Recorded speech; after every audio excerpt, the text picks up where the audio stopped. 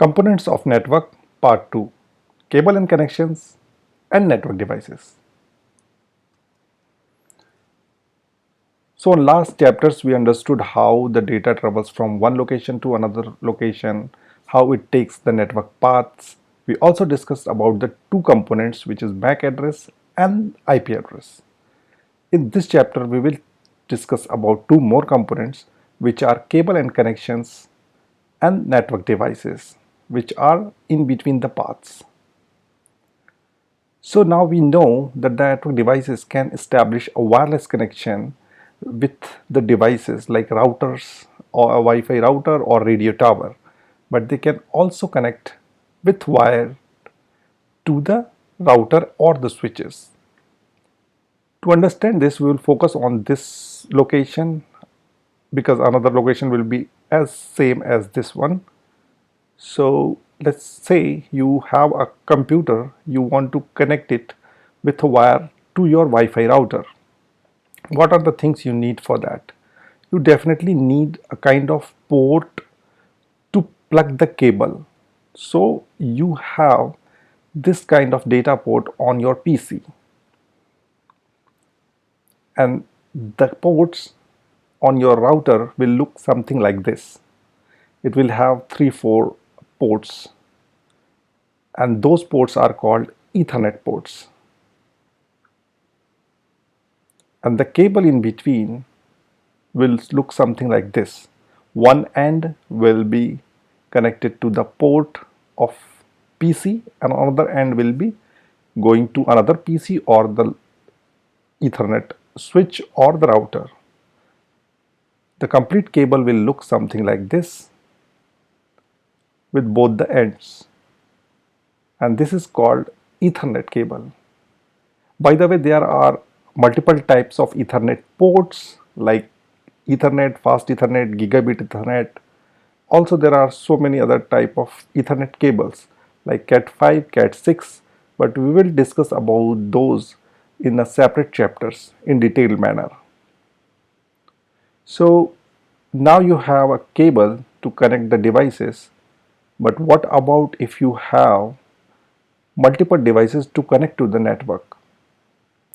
Because in the router you have only few ports, 3-4 ports, but if you have multiple devices to connect like 10-20, then what you will do? Then you will need a switch, because switch may have multiple ports based on the requirement. So let's say if you have 50 computers to connect together, the switch may have 50 ports, and then you can connect each and every computer with this switch with the help of Ethernet cable. And the switch may look something like this with a minimum 2, 3, 4 ports to something like this with 100 to 500 or 1000 ports as well. And this is called network switch or just switch. Now you can connect your switch to the router with the same kind of Ethernet cable, and now all the PCs can have the internet access. The router will look something like this if it is your home router, or something like this if it is your office or corporate router. And yeah, this is called router. Now let's go back to the previous example. Now we know what type of connection are in between the PC and the router or Wi-Fi router or the switch, but what are the type of connection we have in between the Wi-Fi router and internet? This kind of connection is formed with a specific type of cable, which is called optical fiber cable or fiber optic cable. Those cables are a special cable. They are used for a long distance connections, and they operates in a different way. So the cable will look something like this. If it is your in home router, the cable which is going out of your home may look something like this. You probably have seen those on the street hanging around.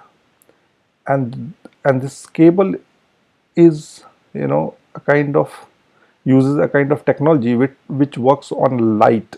So that's why you are seeing the lights in this cable. So the data travels through the light. So that's why they are called fiber optical cable. We will discuss about components in a detailed manner on a separate chapter for each and every component. Thanks for watching.